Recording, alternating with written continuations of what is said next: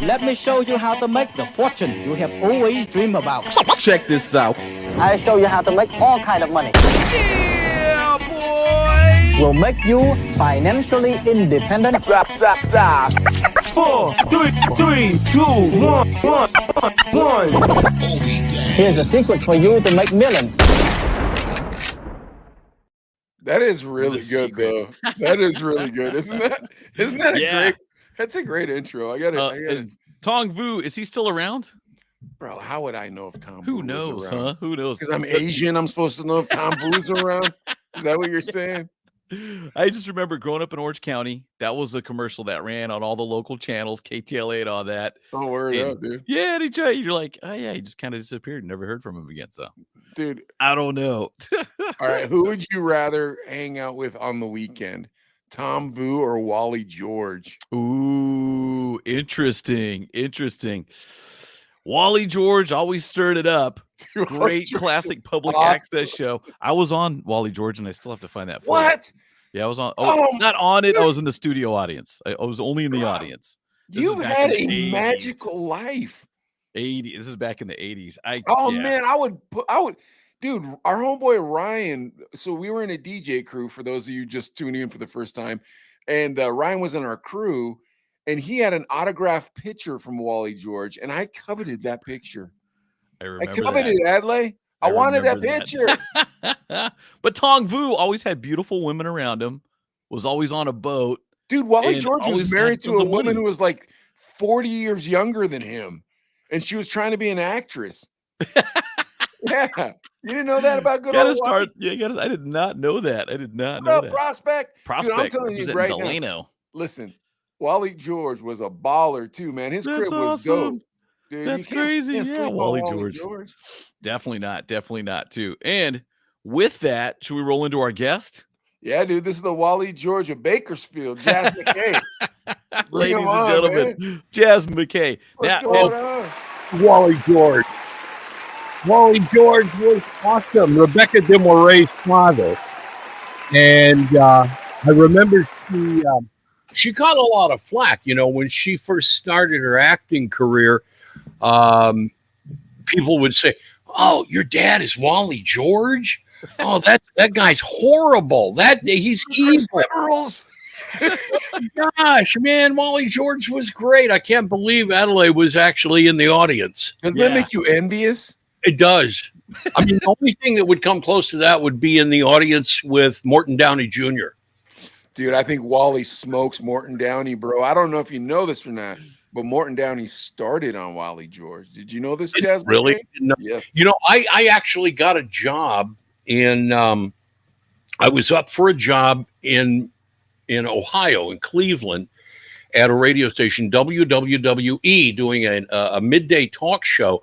And it was between me and Morton Downey Jr. And they picked me. Oh, my God. Wow. Today, check this out. My first day on the air doing this talk show, Downey was in Cincinnati, but you could hear us. I mean, this was a 50,000 watt monster, 1100 AM. Yeah. It covered 38 states and half of Canada. Nice. And Wally was in Morton Downey Jr. was in Cincinnati, and he was my first caller on that show. Oh, wow. And he called me up to congratulate me for getting the gig and taking the pressure off of him, he said. But it was cool. That was really cool of him.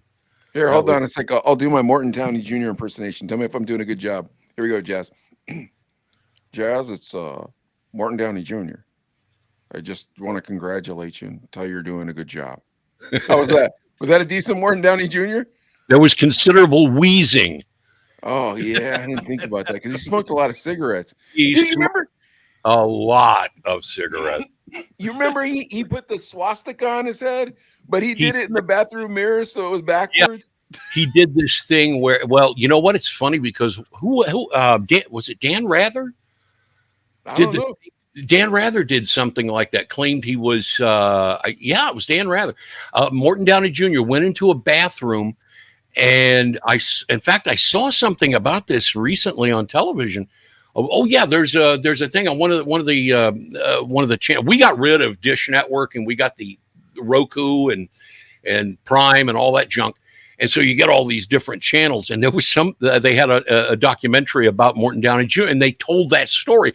And the guy that was with him that originally said that he had been attacked has now said, "Oh no, Morton did it himself." He went in there, drew the swastika backwards. You're right, on his forehead, and roughed himself up a bit. Smashed his head into a wall a couple of times to get a bruise and a bloody nose and everything. I don't know what he got to a level. You know how that guy started his career? No, he was a He was a what? He was a singer. He put out an album. In fact, in that closet right over here to my left, I've got about not nearly what I used to have. Probably about 600 or 700 vinyl albums. I noticed what you've got in your background there, Adelaide. I used to have a collection of probably about 6,000 albums up until about 1989, 1990. But in that closet, I still have Morton Downey Jr. Sings. And Morton doing country music. And you know what? He's good. Dude, if you put that on TikTok, just you filming yourself playing that record saying, this is Morton Downey Jr. I avoid get a million views. I avoid herpes, okay? I'm not doing the TikTok. My wife is doing the Instagram thing, and I'm like, no. Twitter and Facebook, and that's enough for me. How many Facebook accounts have you had? Have I had 14, 15, 16, 17 different Facebook accounts? I've only got 3 now, and 2 of them are in lockdown. I don't want to get into controversy just yet. We've got a long, rich career of broadcasting to speak about. So I want to hear about working with Rick Dees. Adelaide told me you worked with Rick Dees. My first paid job in radio was at KHJ in Los Angeles, 1970. I started there late 78, just before Christmas of 78. And I worked there until the fall of 79 when I got my first on-air gig in Lompoc, got my own show. And what had happened was I was going to the KISS broadcast workshop. You know, they taught you how to cue a record, which I already knew how to do. They taught you how to turn on a microphone, which I already knew how to do. They taught you how to run a board, which I already knew how to do. But they also taught you how to find a job, which I like that part of the story. Go ahead. I didn't know. And there was a bulletin board in the hallway where they would put up. Actually, what they did was they just Xerox copies of the opportunities section from radio and records. All right, wait, hold on real quick. Hey, that's not bad though. What if you didn't have the $20 a month or whatever it was for the R&R subscription? Well, that's true because I had never heard of R&R until that point. But one of the jobs they had that was actually on a 3x5. Wait, hold on, Jazz. I want to hear this real quick. But was this your first radio gig, or had you had a radio gig before that? Paid gig. I had worked in Houston when I was in high school. I started my first. I don't know if you call it a gig. We had a listener spot. I don't know if you guys are familiar with the Pacifica Foundation. There's a chain, or at least there was, and I assume still are. It's a hippie thing, right?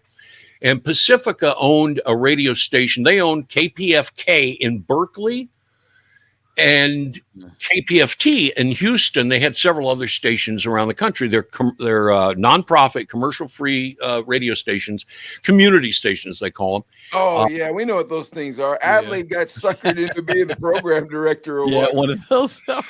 One of the community stations. Oh, my gosh. A story I could tell, but I don't want to because I don't want to embarrass these guys. Doing a community station here that I volunteered to help out. And because I'm a conservative, I'm a Republican. I'm worse. What does Joe call me? A fascist, something. I don't know. Before we get into this controversy, I want to talk radio. We'll let you have all of the. Hey, what's up, Danny? Danny P says, "Hey, all the time for your controversy. Don't worry, Jazz. I promise. But first, I want to hear about this illustrious radio career because we hear about this controversy stuff all the time. But this radio career, this is wonderful. I was 17 years old in Houston, Texas, and I was an avid listener of KPFT. It was a listener-sponsored station, and everyone that worked there, well, there were employees that actually got paid. The most famous person that ever came out of there was a country singer named Michael Murphy, who did a song called Wildfire, which charted, and he had his he was a local legend in music at the ripe old age of 26, I think. Wait, what town was this? What's that? What city was this? Houston. Okay. You know who else is from Houston? Mm. Greg Mack. Yeah, he is. That's right. He might have been around the same time. Okay. Well, there were a lot of, I mean, we didn't have, we had the typical top 40 AM stations and the FM rock stations. KLOL was the FM rocker, but I have always been a little out of the norm. And although I loved Led Zeppelin and Aerosmith and they were new at that time, that was still new music, I kind of gravitated to the alternative, as I always did even as a little kid. I liked the weird stuff. So I ended up listening to KPFT. They were doing a fundraiser drive, and they said, hey, and by the way, if anybody out there would like to help out around the station, volunteer, just kind of clean up and do things. Before that announcement was done, I was down there. And I said, I want this job. And so I started basically just cleaning up, dumping trash in the dumpster in the back and doing stuff. I ultimately ended up getting a chance to work the board for one of the weekend shows for a couple of weeks in a row because the regular producer was not there. For whatever reason, they had trained me to run the board and to cue records and do all this stuff. And the DJ was Jerry Jeff Walker, a country artist named Jerry. He wrote the song Mr. Bojangles. For those that don't know who Jerry Jeff is, in Texas, Jerry Jeff Walker is as big as Willie Nelson, literally. Wow. And so it was an honor for me to be able to work with him. I've been listening to his music forever. Wait, the Sammy Davis Jr. song, Mr. Bojangles? Yeah. Yeah, that was actually, it wasn't a hit for Sammy. It was an album cut for him, but Mr. Bojangles, he did it on the Ed Sullivan Show and stuff like that. But the song was actually the hit of the song was done by the band, Bob Dylan's band. When Bob Dylan split from his backup band, the backup band became the band, and they did the song "The Weight" and "Up on Cripple Creek" and all that. Well, they also did the top 40 version that became a hit of Mr. Bojangles. That was written by a man named Jerry Jeff Walker. Dude, Sammy sang that song with that. Sammy sounded amazing when he sang that song. But Sammy did the hits of the day. That was the great thing about Sammy. In his day, which was really in the late 50s and early 60s, Sammy was it. I mean, I love the Rat Pack guys. Big fan of Dean Martin myself. Has always been. There's something about Dean Martin to me. I don't know. As a recovering alcoholic, I understood. Dean was all about. But I worked there for I don't know, through the summer of '75, and then went into my senior year in high school.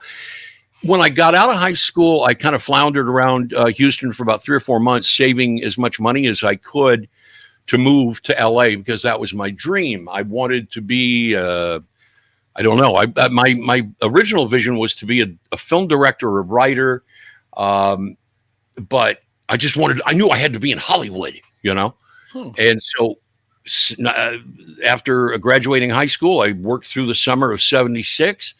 And in about October of 1976, I loaded up my dad's station wagon. I traded him my Fiat Spider, my little sports car that I drove, my 1970s Fiat Spider. I traded to him for a 1971 Townsman station wagon. I loaded it up with everything and struck out for LA. And when I got to Los Angeles, I got a job working at a head shop on Hollywood Boulevard. Worked there until I got fired for being late too many times. And then ended up working at a photo developing studio because I had done photography, had worked with film for quite a few times. I ultimately was sitting literally at the the lunch count of the. I was having lunch, sitting at the big table in the back of the film developing studio, looking through the alternative newspaper. It was called the LA Weekly. Yep. We remember the LA We remember that. Yeah. Yeah. The LA Weekly. There was an ad in the LA Weekly for a broadcasting school. And, and this is this Kiss FM thing you're telling us about? what it was actually originally associated with Kiss AM. And before this happened, before I got there, it was the overnight disc jockey, all right, the midnight to 6 guy. Yeah. And he worked a deal. I did midnight to 6 once in my career. Did it for a week. Oh, I heard about this scam where he'd sell his hour, like sell you an hour for $20. I heard about this scam. No, it was a lot more than that. It was about $500, and he would do, I think, an hour or two of like classroom shit. Sorry about that. in the conference room of the radio station, right? And then at midnight, now he worked this deal out with the management of Kiss AM. Now don't forget, this is pre Rick D's going to Kiss. Sure. So, hold on real quick, Jazz. Whatever you're about to say, don't pretend like everybody in the radio industry is above board, bro. There's the biggest snakes in the history of the world in the radio industry. So. No, I thought it was a brilliant thing that he did. Okay. He launched it. Look, I have a great admiration for anybody that can take two things that have never been nailed together before and sell it. Yeah, that's smart. His radio show. And and what does he know? All right, he's a DJ in Los Angeles at that time. This is way before the what was it, the AFTRA? I think it was minimum. At one point, they had they had a minimum for any disc jockey. It was somewhere around 50,000 a year back in the 70s, right? Wow. And so that, and he decided to branch out and teach radio to idiots who would actually pay him $500 for 3 months of a classroom and then 1 hour on the air from midnight to 6. Yeah. But there's nothing better. Let me ask you guys, when you got into radio the very first time you sat down behind a board and cracked a mic, was that the most exciting ever your whole life? The people who are not in radio don't understand what a thrill that is for the first time. It feels like you're at the mall on a roller coaster. That's exactly. I was just going to say that. It's like getting on. You're scared to death, right? But then you do that first break and you talk up that vocal and you that intro. You hit that vocal and you turn the mic off and you sit back and you take off your headphones. Wow. That's some good juju. But then you do an air check with your PD and it just the worst is the hotline. The worst is the hotline call. Just beep, beep, beep, beep, the flashing light, beep, beep, beep. That light goes on and it's the hotline and you don't want to pick it up. You got 20 minutes left in your shift. You pick it up. Jazz. Yeah. Hey, Bob. Can I see you in my office after your shift? No, you can't see me. No, I'm leaving. I have an appointment. Don't leave. I have Come to go to the dentist. I have to go to the dentist. Jazz, I can't come see you. No. I joke. I tell people that my resume reads like a travel folder because I got fired for the first 7 years or so. I got fired from every job. And the average time that I would spend at a radio station was 6 to 8 months. And we had a friend called Rascal when we were coming up, Jazz. He's still in Phoenix. He's doing radio there. But he told us, he said, you're not a real DJ until you've been fired from several radio stations. That's what he said. He told us. Rick Dunlop, who's a comedian, when I was doing stand-up comedy in San Francisco, came up to me. I was in the bathroom about to throw up before I went on stage. It was one of the first. And I had bombed every time I'd ever done it, but I kept going back.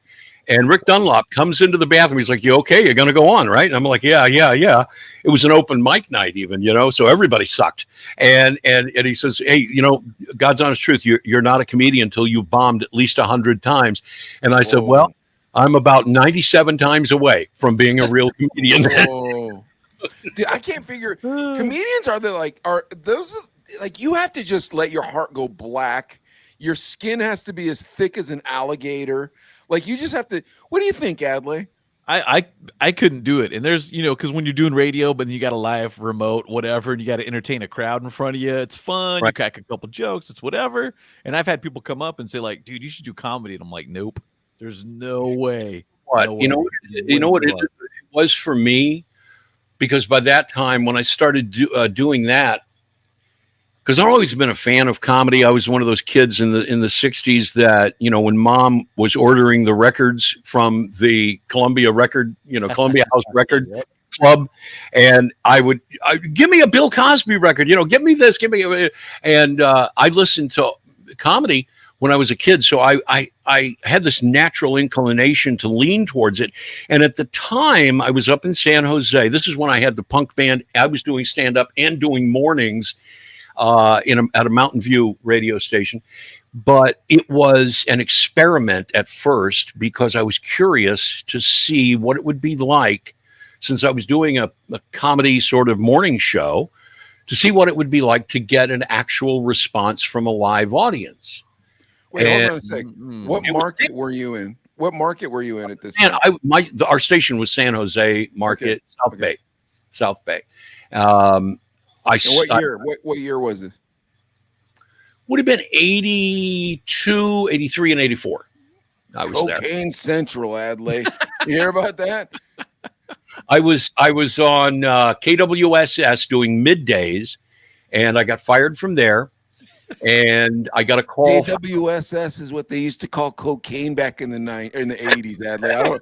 I don't know if you know that. Code. Yeah. The one thing I wasn't on yet. But I got fired from KWSS. I was doing middays, and it was boring, and so I started interjecting too much personality into, the Brighton format. What was show. The format?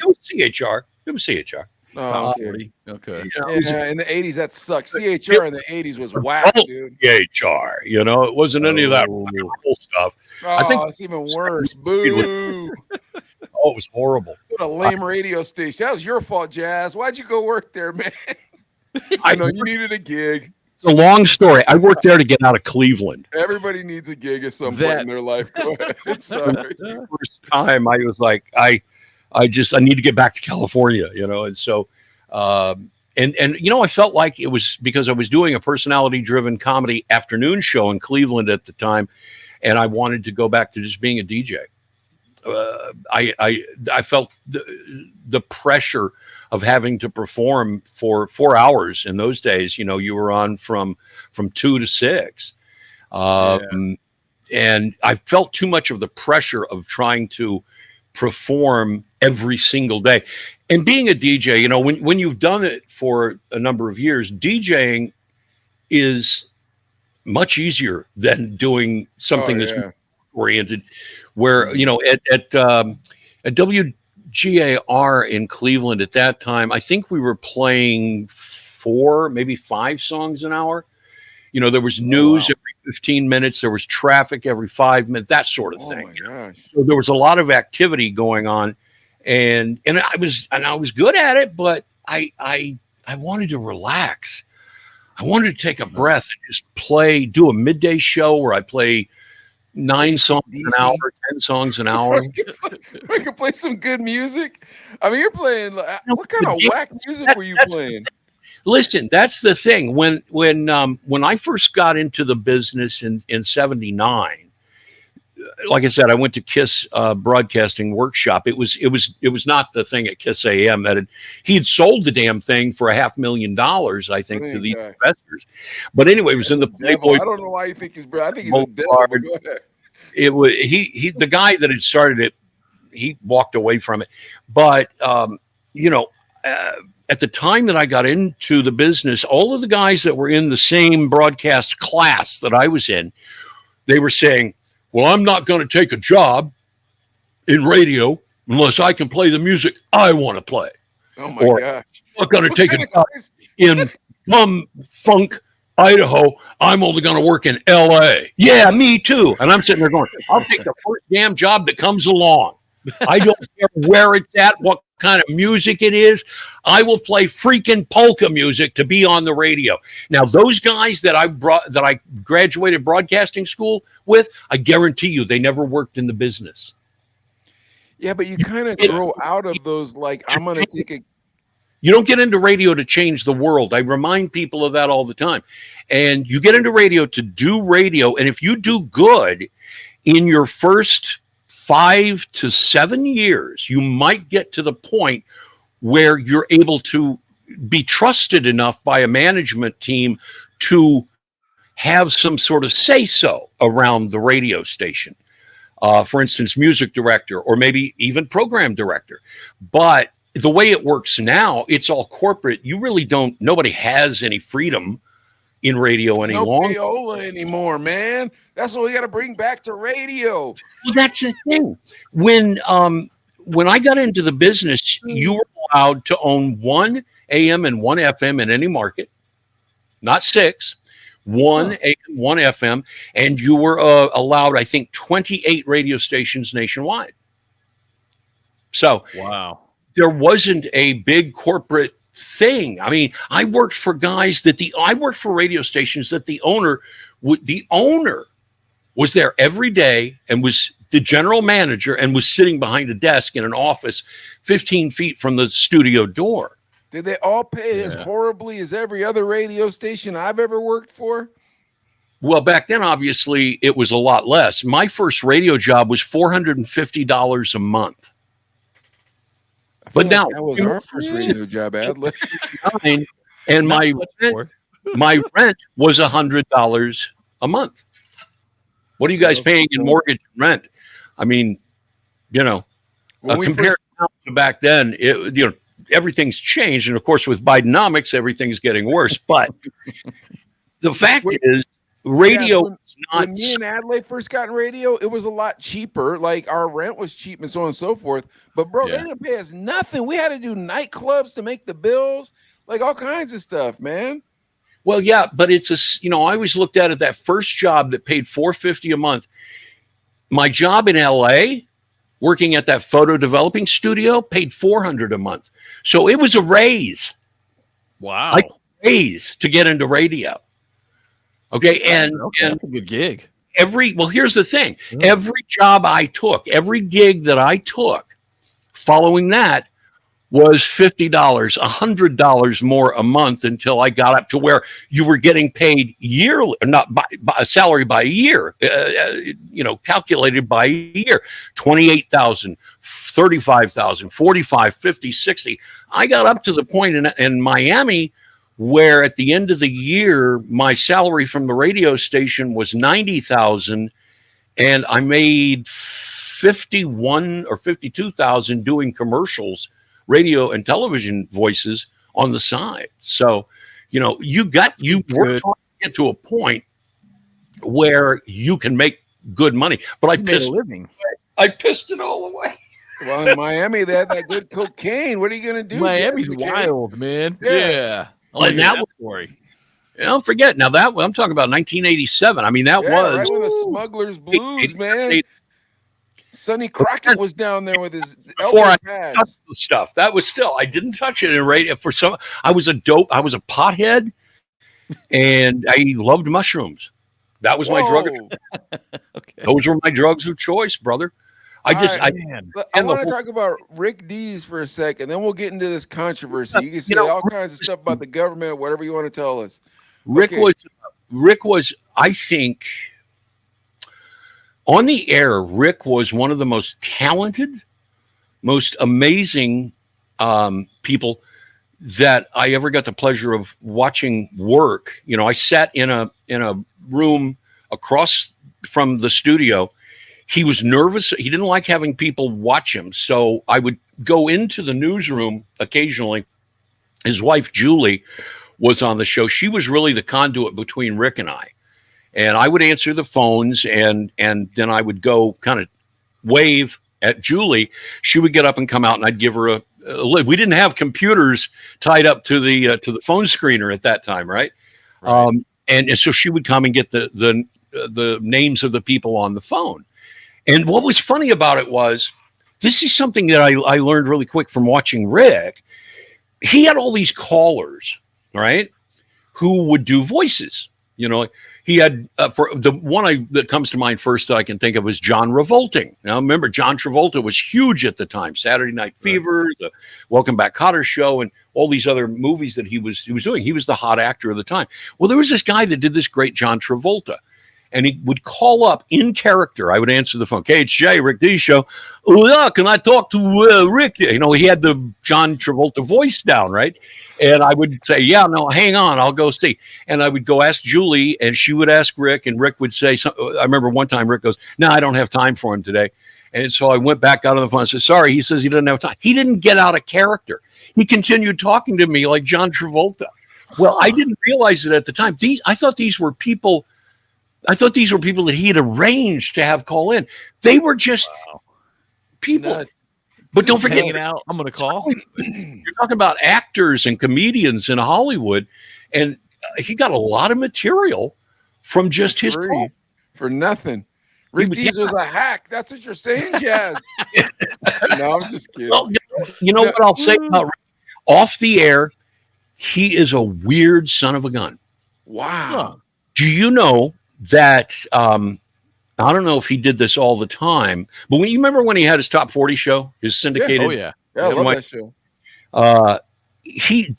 One of the bigger events on that show was an interview that he did with Michael Jackson. Well, the truth of it is, the interview that he did with Michael Jackson was Michael Jackson comes into a studio, sits down, and a producer reads him the questions. Michael Jackson answers them, and then the next day, Rick goes in and he asks the questions, and they cut and splice the tape and put it all together. Huh. Rick didn't want to, he would not be in a room with an interview. Now, I never saw that at KHJ, but that was when he went over to KISS FM and then subsequently had that big syndicated nationwide top 40 show. Rick was kind of shy, I don't know if I would say shy, but he was weird and had no personality. Like a recluse, like a Totally. like a celebrity. Like, you know how celebrities back then, Yeah. like Prince and stuff. You know what I mean? Like they would want to own a giraffe or something weird. You're like, what are you doing, man? Just be normal. The giraffe, but I will say this: the first time I met him, first of all, I didn't know it was Rick Dees. I thought it was some little kid. You know, he's only He's like short. what, Yeah, he's a short guy. He's a little short guy. But first time I met him, he's, hey, how are you, Jazz? Hey, nice to meet you. Oh, yes, okay. All right, bye-bye. And his wife, Julie, then comes in, and she was like, oh, we're so glad to have you working here. And are you planning on a career in radio? And blah, blah. She sat down and talked with me for 15, 20 minutes while Rick was waiting out in the car. So strange. She was great. She was a very people person, but Rick never did personal appearances. He never got out in front of the public. And I think that there was just this side. I think it was, I don't know what it was. It was just a recluse, dude. This is, but you know what? Because I was in high school in the late 80s in Orange County, and I have a memory of him coming out to whether it was like a prom or a winter formal. It was at the Disneyland Hotel. But it was like he came out, hey everybody, welcome to the prom, and it was kind of like maybe 3 minutes at the most. For your high school, Adelaide? For your high Jazz, school, you might Rick remember Dees this. came to your high school? It was like 88, 89 in those years, but it was really quick, and I was a K-Rock dude.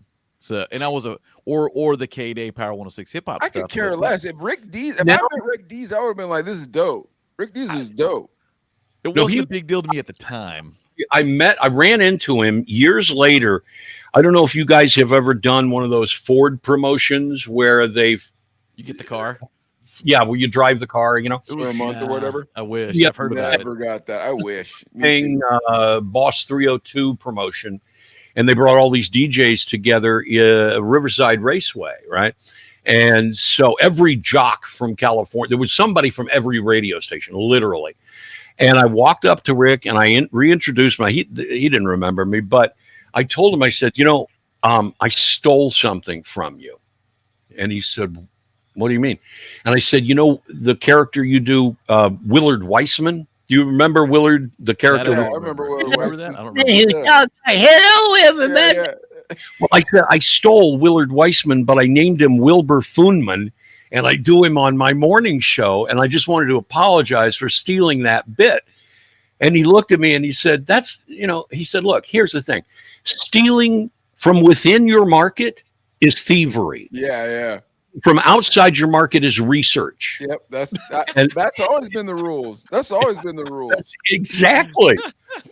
Charlie Tuna. Do you guys remember Charlie Tuna? Yep. The big complaint against Charlie Tuna was that he would arrive at whatever station it was he was working on at the time, and he would listen to Imus over the bird from WNBC in New York.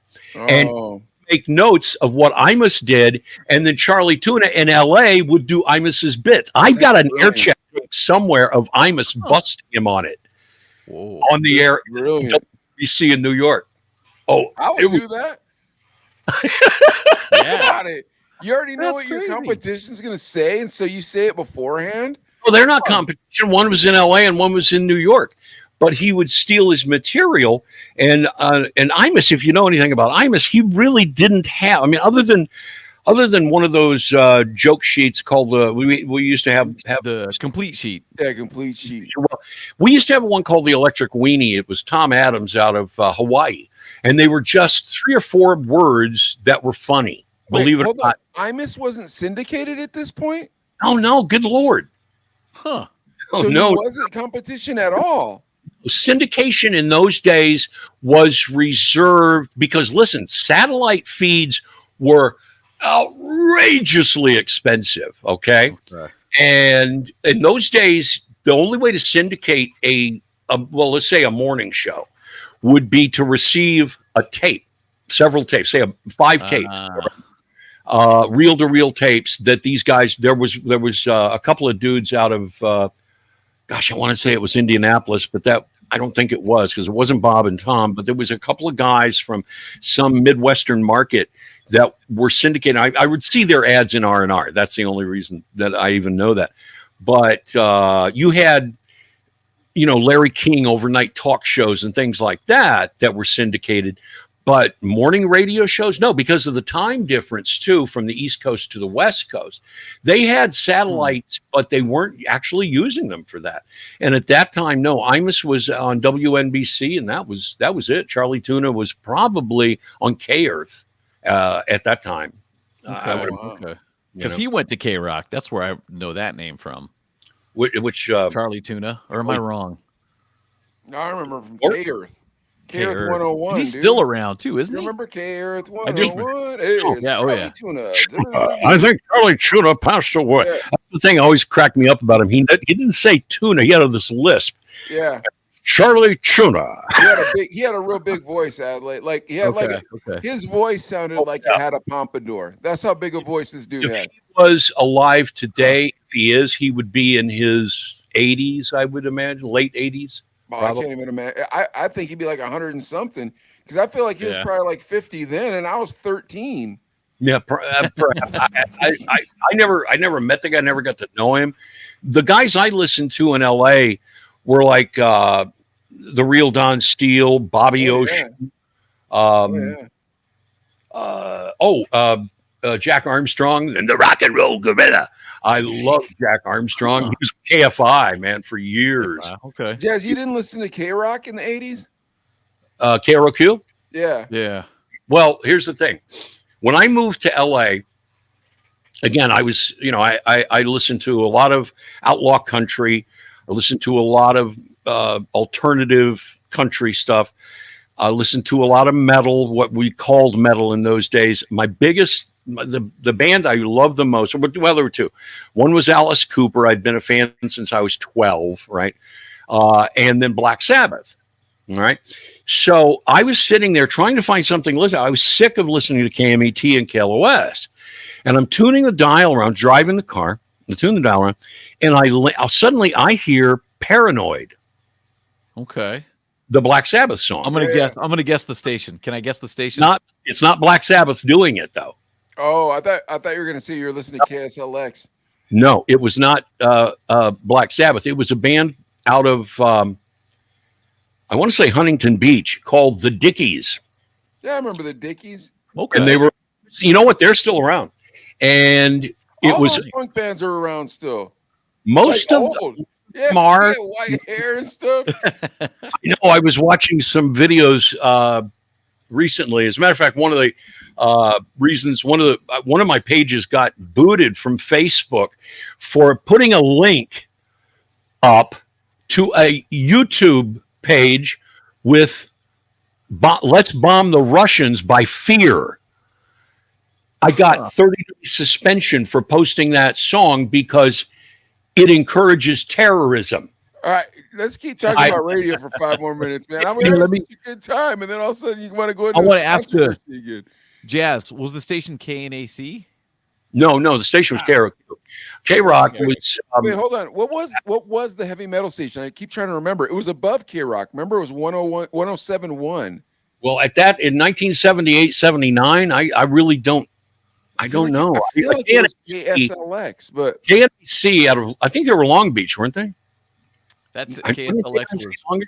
See, I had a hard time getting them in Hollywood. I could get Pasadena, could get KROQ pretty good. But I just got totally into the whole punk thing after that. I went to see the Dickies perform at the Whiskey, and a band called X was the opening act.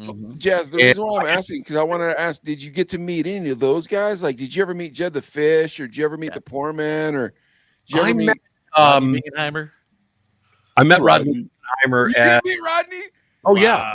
Well, it wasn't hard to meet This is Rodney Bingenheimer. Rodney Bingenheimer and those guys because they were at all the new wave punk clubs. I think I met Rodney Bingenheimer at the Starwood on Santa Monica Boulevard once. Dude, is he a weird cat or what, dude?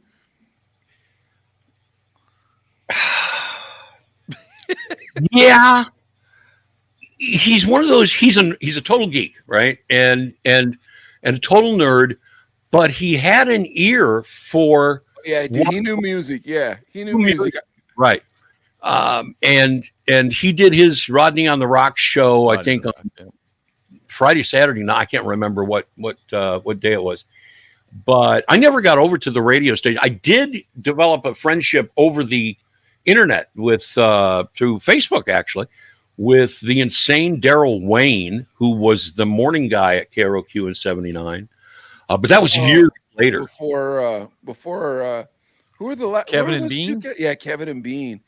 Dude, Kevin and Bean like turned that into a franchise. In those years, in the 70s, K-Rock was not what they became. Right. You know, this was a real obscure radio station that would play anything. Now, I'll give you an example. Have you ever heard of a band called Fester, Swollen, and the Rotters? No. Punk rock group out of LA. They did a song called Sit on My Face, Stevie Nicks.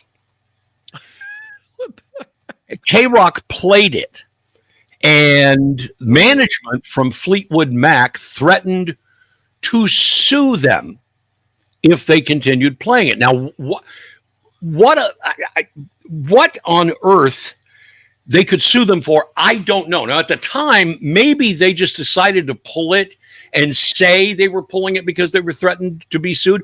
But there is nothing that the record company, well, okay, there was possibly a copyright infringement, but it would be difficult to prove because it was only 10 seconds long. The intro to the song was Rhiannon, played very poorly on an electric guitar, you know, dun dun dun dun dun dun dun dun dun dun. So that may have been, but I don't think it would be them. I don't think it would be the radio station. It would have been Fester, Swollen, and the Rotters who would have gotten a copyright strike and could be sued by the publishing company, whoever published the song. But looking back on it, it made no sense that this would happen. But that was the kind of station they were. They weren't a commercial station. I mean, they might go an hour and a half without playing a commercial. Because you lived in radio in a magical time that me and Adley had heard of, where there was no playlist and like people could just get jobs in radio by going to some sort of weird radio seminar. Yeah, Well, and like but young guys remember, got suckered into not radio a shows. rated radio station either. What's that? It wasn't a highly rated radio station. Now, K-Rock, my understanding of K-Rock was that at one time, gosh, I can't remember the guy's name. He was a program director up in San Francisco, and he was hired by, because K-Rock was original, what is it, 107? 106.7. 106.7. Yeah. Originally, it was owned by a church. Okay. Wow. And this guy from San Francisco who created AOR radio. It was not AOR radio, album oriented rock radio, was not created by Jim Ladd at KMET. It was actually created up in San Francisco. That's right, Jim Ladd. Stop fronting. We know you didn't create that. Jim Ladd did not create album rock radio. No, he did not. Huh. No, he did not. He came along and copied the idea. Album rock radio station was in San Francisco in about 1969. Wow. Jim put KMET on the air in about 1972. So that's probably why San Francisco was so lit in 1969, Adelaide, because they just let you play whatever music you wanted. Back when we were having good times playing the good music. Yeah, you're right. That was the image. There was a playlist, but it had 2,000 songs on it. So, nice. Not like today. I mean, you look at what is it? The classic rock station in town is a joke, an effing joke. Okay, anybody over at what is it called? Heart. It's iHeart now. Deep. What? iHeart Radio. Heart Radio. Jazz, That is. Don't you want to work, man? Why are you talking so bad? Stop doing this. Don't you want to work, man? 98.5. There's nobody here. You know why? There's nobody in this town, dude. That whole Clear Channel building over there, there's one guy in it. Yeah. All of it comes out of Fresno. All the Clear Channel stuff comes out of Fresno. There's not one freak. Where's their swag go? Where they sending all the T-shirts and stuff? Then the rubber chickens. You know what? Whatnot? Yeah, because I was over there for a few years, and it's empty now. It's empty. Yeah, it is. It's crazy. I was actually. I shouldn't say this, but I was talking to Adelaide's boss here. He was over the other day, and because he used to work there when it was when they had people. Yeah. And, I remember. And he's the one that told me that. But you see, here's one of you. I don't know if you got a chance to check out my my YouTube page. I have a video on there that I put up about 2 years ago, and what it is a radio experiment that I conducted in the parking lot at one of the places, one of the doctor's offices that my wife goes to, right? Because I won't wear a mask. She has to go see the doctor. I'm not going to go inside. Oh, my goodness. And so I'm sitting in the car, and I take my phone, and I put it on the dashboard. And I said, ladies and gentlemen, I want to express to you the reason why I want to explain why I listen to talk radio and not music radio, all right? Now, there is something called variety. Say it with me. Come on, guys. Say it with variety. Fight the power, Jazz. You are not going to get the big V word, variety, in music radio. On talk radio, you will. So I turn on the radio. I put it on Terry Maxwell. Terry was interviewing Andy Barkate, and they were talking about investments. I said, okay. Now let's listen. Let's tune over to Ralph Bailey over at KERN. Went to Ralph. He's talking about sports. I said, now see, variety. You've got one format of radio, and you've got two stations talking about two completely different things. Now, the next part of my experiment is I'm going to press the button that is preset to 98.5 the Fox. Bakersfield's classic rock. And it's going to be either Boston or Journey. Ooh, yeah. It'll be the two. You're right. To you. You're right. And so I took my finger and I said, ready? Here we go. 3, 2, 1. I hit it. Doom, doom, doom, doom, doom, doom, doom, doom, doom, doom, End of Journey's Can't Stop Believing or whatever, going to More Than a Human by Boston. I got a double shot, man. I remember that. I remember seeing that. That's funny, dude. But here's the thing: the '80s and even the '90s, and especially in LA, because I feel like that is a magical time, because you had great rock stations. You had great even hip-hop variety. stations. You had variety. Each station had Dude, the identity. music, You had the music was really good at that time. K-Rock was That's the next great. thing. This is why I love the group. Okay, these, one of the things a lot of people don't think that this, gray-haired old fat redneck white guy likes urban music. Well, first of all, that's crazy because I spent at least 5 years of my 45-year career working urban contemporary radio, or maybe 7 now that I think of it, about 5 different stations. Yeah, but not just that. Okay, but this is back in the days of CNC Music Factory, and which is about as phony now that I think of it as you can get. Yeah, well, our guest last week got in a fight with the guy. Yeah, our guest last week was like, he's like, I'll never play Freedom Williams ever again. Like, all right, man, calm down, DJ Jess. But when I was a kid in Houston, guess where I went? I think I was 16. I got 2 tickets to see Parliament. All right, Jess. So hold on a sec, because I want to get into some controversy. We've been battling it back the whole time, but you're a very controversial figure. I'm listening to black music. What can I say? Hold on, Jazz. We're gonna get into some controversy right now. Screaming to be set free, brother. That's fine. I want to hear about this.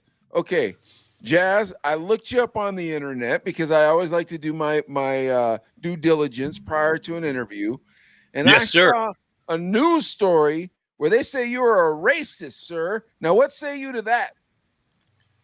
I say that people that don't know you, people that work at television stations who don't want to be there. Okay. Nobody that works on the street going around doing reporting in this town wants to be here.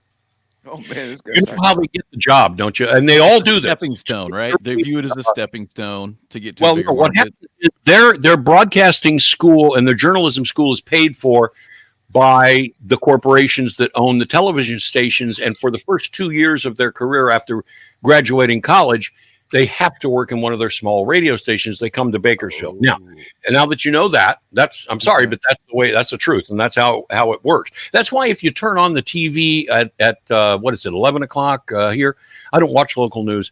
But when I do, it's never the same reporters. It's never the same weather people, because I watch maybe once every 2 years local news. Yeah. Maybe after this, you can explain payola to us. But anyways, before we do that, can you explain to us what were they saying? Why were they calling you a racist? I was getting to that. Oh, okay. What I was trying to explain is that when a reporter who hates Bakersfield because they want to be in New York City and they are good enough, damn it, and hates Bakersfield, hates the rednecks, hates it. It's so bad here. There's no clubs. There's nothing to do here. It sucks. But they have to get out there and hold the microphone in front of the freaking camera.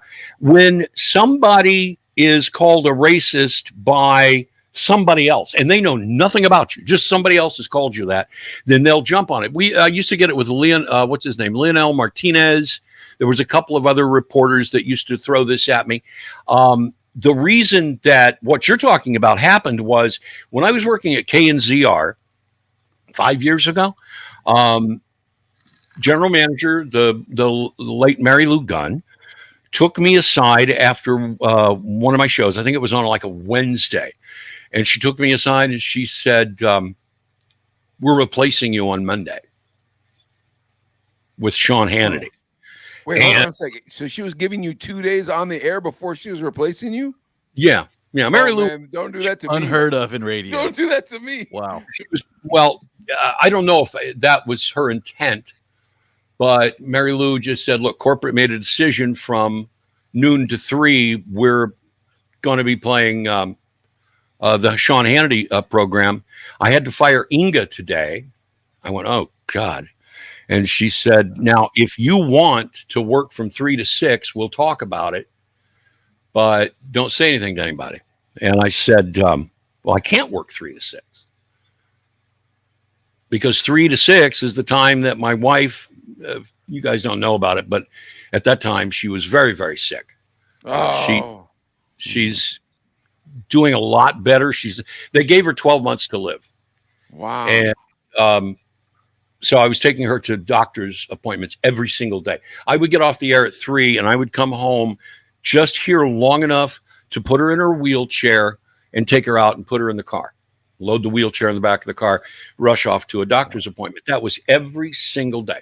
Holy cow, that's horrible. Mary Lou, I said, that's not possible. It's not feasible. And she said, well, then I'll have to go with my second choice, and that's Terry Maxwell. And I said, so I'm out of here. And she said, yeah, unfortunately, I'm sorry, but you're out of here. She was kind of she's a straight shooter though, too, right? No, she was. No, she was telling me the truth, dude. Yeah. But I can't. And look, I love Mary Lou. I really had a lot of respect for her, and she was, I've been in this business way too long to give a crap about, little things around radio stations. I'm one of these guys. I don't know about you all, but I'm one of these guys. I go in, I do my show, and I go the hell home. I don't get there, but I get an hour early. I do all my show prep at home. I get there an hour early to set everything up, so I've got all my material in front of me. And at that time, at 3:05, I'm in my car. I didn't hang around. And Mary Lou was a really good boss to work for. God rest her soul. Sure. She was a good person. Yeah. Well, she had to do it because corporate Alpha had said, we're putting Hannity in because at that time they were trimming budgets on all stations because they were putting a bunch of stations up for sale. So they wanted it to look on paper like they didn't have that big of an expenditure. And as you know, with a syndicated radio show, you're playing commercials. The only show you ever had to pay for that I know of was Rush Limbaugh. It was about $1 million a year. But yeah. Plus, you played the commercials from the EIB network. You split the revenue? Oh my goodness! No, you have to sell the revenue, sell it, and there's a lot of reasons why stations would do that, but nonetheless, Sean Hannity there was no cash outlay for it. I was making $50K a year, so that was $50,000 they saved. And so I came home, and as I was known to do in those days, cracked open a giant bottle of vodka and just got schnockered.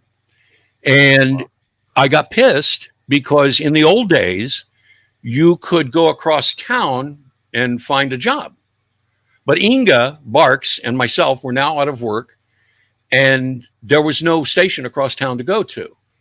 Back then, you had stations, like I said, that had one AM and one FM, so you could go around. And frankly, there weren't as many Spanish-speaking radio stations. If you look at the actual list of Spanish-speaking radio stations in Bakersfield, signals that come into this market, there's more Spanish stations than there are English. So I took my phone. I was drunk off my ass. I went to the car, and I sat in my car. And I said, I was doing Facebook Live. We're going to conduct an experiment. All right. I'm going to hit the seek button. I'm not going to hit my presets. I'm going to hit the seek button. And we're going to count how many stations we land on that are Spanish speaking on AM and FM. And I did that. And at the end, it was probably about 5 minutes long. I'm screaming at the radio or at my phone, place, it's speak English, damn it, speak English, damn it. And I hit end, and I didn't post. it. And so as it was, a former producer of mine named Chad Garcia had been monitoring my Facebook page for about 1.5 years and was he was deliberately attempting to get me fired. And he was able to download that video on his computer or maybe his phone as I was doing it, even though it never got posted. And he sent it immediately that night to Portland, to Alpha Media. Alpha Corporate. Well, I had already been fired. What? Okay. I had 2 days to go, but I really wasn't going to do it. I had already told Mary Lou, forget it. Just go ahead and put Sean Hannity on tomorrow. My intent was to illustrate how few opportunities there are for an English-only speaking announcer in a town the size of Bakersfield in California. And because I was criticizing Hispanic radio, those people, including Chad and his little followers and folks. Chad had promised to quote unquote bring me down a long time before that. Took advantage of that opportunity to say, well, he's obviously a racist, because he doesn't like Spanish radio. And it blew up after that. I got phone calls. One of the best interviews I ever gave was to Tammy Milchek over at 17. She called me. How she got my number, I don't know. But she called me the next day, and I'm like, "You're kidding? You're calling me about that?" And I talked to her, and she was really cool. But yeah, that's the story. I basically criticized, Hispanic radio stations, and I don't have anything against Spanish radio stations. And for the love of God, how can I be racist against? What was that supposed? Don't finish that sentence, Jazz. Mexican. Don't finish the sentence. Are a nationality. They're not a race. Don't finish the sentence. People from Spain that I was. I know, but Jazz, I don't know. I'm not sure who it was. I know, but the farther white people try to explain themselves, the more racist they sound. I don't think you are a racist. I don't give a damn. You asked me earlier why I was criticizing iHeartRadio. Don't you ever want to work again? I'm retired, brother. I can say whatever the hell I want, and there's not a damn thing anybody can do about it. I ain't looking for a job. All right, and this is. Go ahead, Mike, and then let me say something. No, please, Adley. My thing was when you get let go from a radio gig, it is like going through the worst breakup of your life. Absolutely. That's how I can relate, because we've been let go from radio gigs, and a lot of times it's budget or something beyond our control. You know what it's like? It's like getting broken up with a really girlfriend you were in love with, and you didn't even know you're having problems in the relationship. Like, she just shows up at the crib. You think you're doing a good job. You think you're being a good boyfriend. Now bear in mind, the Jaz McKay show on KNZR was the #2 most listened to radio show in Bakersfield consistently. It was either #1 or #2 between me and KUZZ. I was going to say the country station. Okay. Yeah. KUZZ was #1. I would be #2, or I would be #1 the next book, and KUZZ's midday Jazz 3 show would be. So you like controversy. So I want to get into it. We're going to get into some controversy right now. So we already started with the controversy because I was like, I heard that they called you a racist. But here's the thing. I don't believe in this new system where we just get to call somebody something, then you treat them that way. You need to let a man speak. If you're going to call a man like that, you need to let him explain himself. So that's how come I said we're going to talk about this type of stuff. Now, Jazz, I understand you're a Republican, correct? I am actually a registered declined estate in the state of California. I've only been registered as a Republican once in my life. And that was when I was in Fresno. And the reason why was because I wanted to vote in the Republican primaries. But see, the socialist, commie, Marxist Democrat Party in Sacramento has done away with that now. See, you can vote in whatever primary you say you want to vote in, regardless of your party affiliation. So there's really no point in being registered as anything but independent. I am an independent. Philosophically, I am an individualist.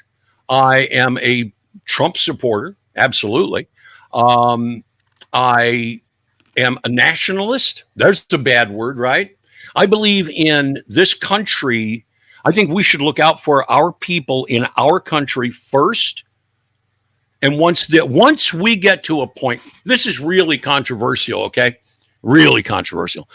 When we get to the point in this country where not one single solitary veteran is on the streets, homeless and addicted to drugs, then we can give a crap about what's going on in Ukraine. Then I'll give a crap about people lining up at the border because they should be lining up. They should not be crossing the border. It's being done for political reasons. The Democrat Party, I'll tell you this, and this is really controversial. There is no reason that I can think of why anybody in the United States of America today should vote for a Democrat. Bro, that speech just got us like 10,000 more followers on TikTok. It was one vote, not one. Not one single solitary member of the Democrat Party deserves a vote. Now, I like Kristen Sinema. I think she is genuine. I don't think she is a Marxist, but I wouldn't even vote for her because I can't trust her. You can't trust them. Look at Joe Manchin. Joe Manchin always plays this game where he won't go along, right, with the party. And then he becomes kind of like a lot of Republicans and conservatives will go, hey, Joe Manchin is okay. Well, when it comes right down to the end of the day, he always gives. He always. Okay, Jazz, here we go. Tulsi Gabbard. What do you think about her? I love Tulsi Gabbard. She's not running for anything. She was the only, really, honestly, the only Democrat that I think in the past, well, look, 40 years, maybe 30, 40 years. She's the only Democrat that was worth a damn. We may disagree, her and I, on some things, but we agree, her and I, because I watch her interviewed all the time, every chance I get. Her and I agree on more than we disagree on.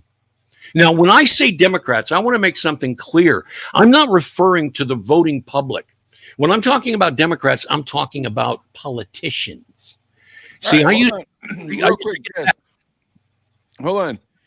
Do you think your affinity for Tulsi Gabbard is telling you might have a thing for Polynesian women?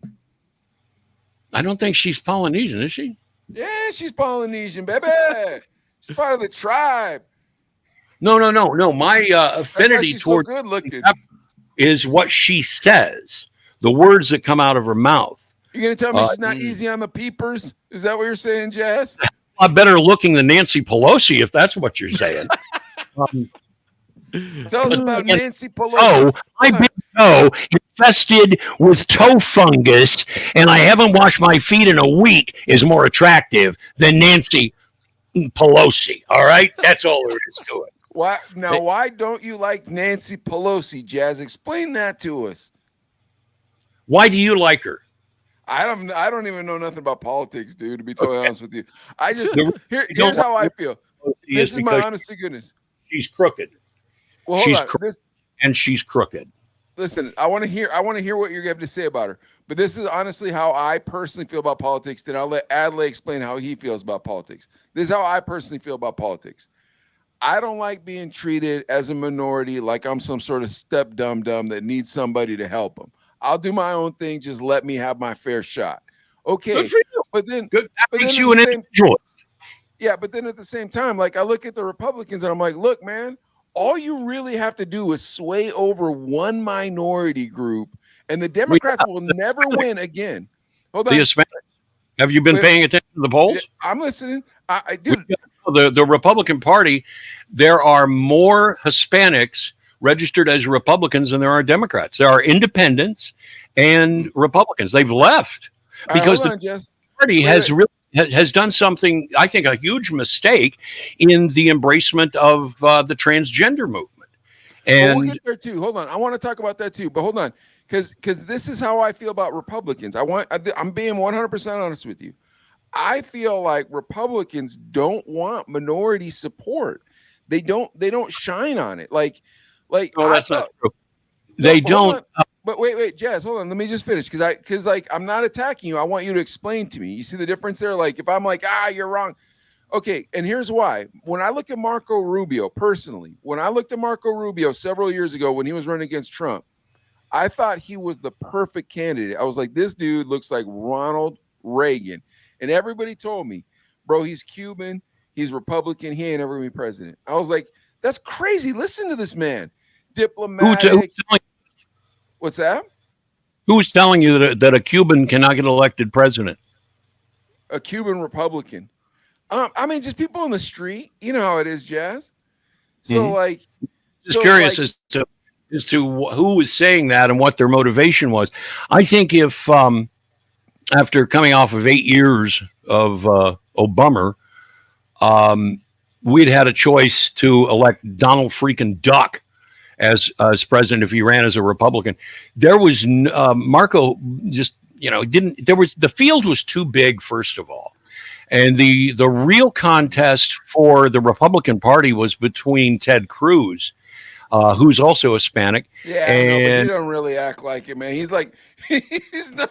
He doesn't seem down, dude. Marco seemed down. I don't understand what's down with the Hispanics. You have to He's play just- music and wear a sombrero? Hold on, Adlai, what do you think? Between Marco Rubio and Ted Cruz, like, what do you think? I don't know. You guys are way over my head with the politics and stuff. Oh, really? I'll just be honest with that. I'm not that deep into it, but I know what my values are. You know what I'm saying? And I know that like I brought this up on my Facebook.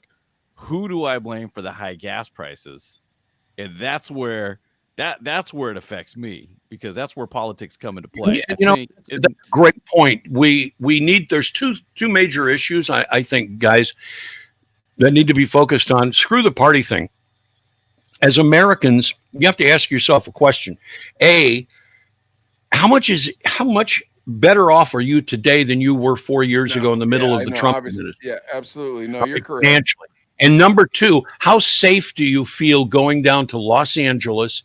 Or better yet, let's ask the people of New Orleans. Do you know how? Let me ask you a question.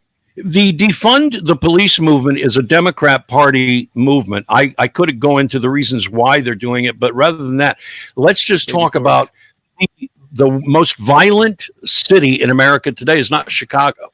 It's New Orleans. They have really taken to this defund the police movement. Do you know, have you guys ever been to New Orleans? I never made it. New Orleans is about probably somewhere around the 9th or 10th, maybe 12th largest city in our country. At night, on an average night, there are 35 police officers on duty in New Orleans. Now, that might work for a city the size of Bakersfield. It really wouldn't, but it might, But the NOPD is so low on officers, and everybody's working overtime, which the city can't afford, that it has now become the most violent city in America. How safe, knowing this, gentlemen, how safe would you feel going to Mardi Gras next year? There are two issues that we have to tackle as Americans. One is our economy, obviously inflation. Why are the gas prices out of control? And two, what do we do to protect ourselves when there are no police on the streets? As a result of Democrat policies, both of those issues are out of control. I'm sorry, but if you vote Democrat, you're either an idiot or you're not paying attention. That's all there is. Like, so here's, but you get the same big city in America today is Miami. As of last week, when I checked, Miami, and what is this, October? So last week would have been the last week of September. Last Wednesday is the last time I checked. Had 29 murders in the year. All right, but how many? Yes. You listen to the news here in Bakersfield. How many dead bodies turn up in Bakersfield over the course of a year? Versus Miami, which is 10 times the size of Bakersfield. The reason that is the case is because they have not defunded their police. They've done just the opposite. They have invested more money in their law enforcement agency and have hired more police officers. While other cities are firing them, they are coming to live in Miami and work for the Miami Police Department or Dade County Sheriffs. So you look at a city like Miami, which is run by Republicans, and you say, well, at least one of the major issues that we're facing, in this case crime, is less of a problem there than it is in some other community or some other city. So when it comes to what Adlai was talking about, Are we losing them? He's got that Republican internet, bro. Are we losing? He's Hey, real quick though, Obama internet. I gotta say what's up to my Uncle Dwight. He's What up, watching Dwight? too. And Yeah, we're is he getting some there? comments here too. While he's getting his internet fixed, I- up, let me just throw some of these comments up here. Evan says, anyone that says they're better off now than when Trump was president and smoking something. But Yeah, gotta I say, agree. Baby George says, got a new crib paid off my cars and credit card. So he said, George is saying, shout out to Baby George too, of course, but he says he's Baby better George, off now. good for you, Hey, bro. you know- I'm debt free, You know, homie. Americans, and George is right. Pay off your debts. Everybody, pay off your debts. That's what's killing us. Mario and Tucson says. Obviously, someone with brain cell, which you of course are lacking, my friend. Oh, Jazz, your internet's cutting in and out. We might have to have you go in and come back. Go out and come back in. Yeah, you can reboot. If you reboot, it'll probably let you be not frozen. Yeah, you totally froze up. Man, totally Jazz is very, very passionate about the Republican Party, isn't he? But about just politics in general and all that stuff. I think the Republican Party in general, because when I'm like, what about this reason? You got like, oh my goodness. Right or wrong, you can't. I'm gonna tell him, Jazz, close out and come back in. Do it. Tell him right now too, because let's see. Man, he's pretty angry, dude. This Jazz fella. I was trying to keep it short for you, homie. You want to come back into the news when Jazz comes back? I don't know how quick we're gonna be able to get out of the news. Yeah, I wanted to talk to him about Kanye's T-shirt, White Lives Matter. I wanted to ask him about that. I'm just getting free content for TikTok right now. That's like I might just start naming different politicians that I knew would get us lots of views. Yeah, Baby George coming off a little political, as a matter of fact. Blame S on presidents, then you're never gonna be well off. Where George? I like Baby George. Baby George got the hustle mentality, dude. Yes, hustle mentality is the only thing that's gonna get us through this, folks. Let me explain the hustle mentality. 2-3 jobs, pay off your debt. Don't worry if Jerome Powell is gonna be raising interest rates or not. Don't worry about the president of the United States. Worry about your family and get your kids off the iPad. Frozen. You there, Josh or Jazz? Yes. Get your kids playing baseball. Still kind of wonky, man. You're still kind of coming in wonky. Poor Jazz. And I think he had a reboot. Yeah, you might have to shut down and come back in. And my internet's a little slow tonight. Yeah, it kind of slowed down all of a sudden out of nowhere. The government heard Jazz talking. That's what happened. Jazz was spitting the truth about the government. The government was tapping his internet wire, and they're like, "We're gonna make sure this man doesn't speak anymore." Boom, boom, boom, boom, boom. Like that. How bad the internet would be if it was run by the government?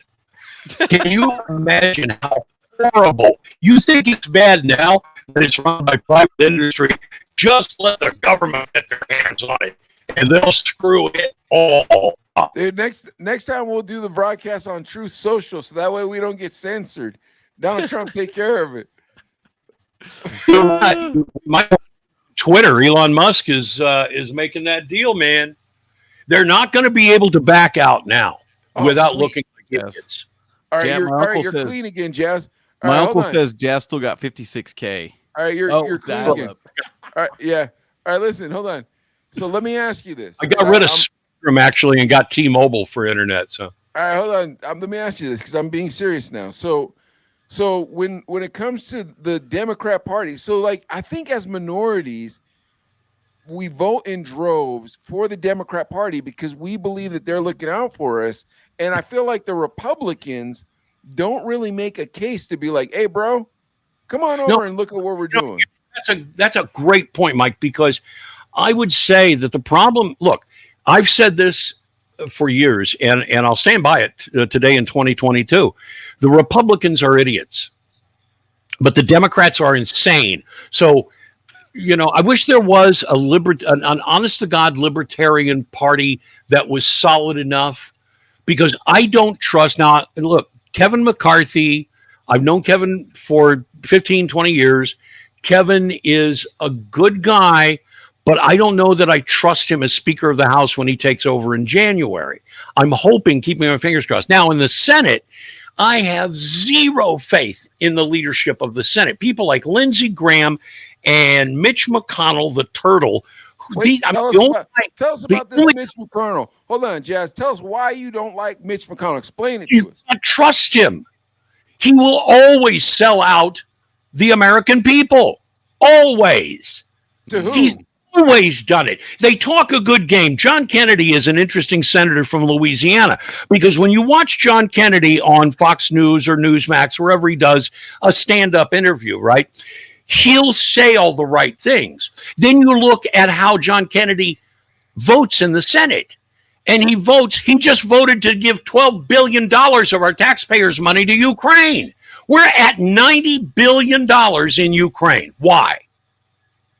Why are we sending $90 billion to Ukraine?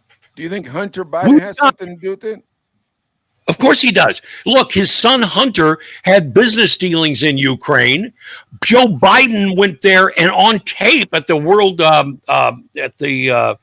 Council on Foreign Relations went and sat in front of an audience and said that he told them unless they fired the prosecutor who was investigating Burisma Energy, which was the company that Hunter was working for, unless they fired that guy, he would not let them have the billions of dollars that Barack Obama had promised Ukraine.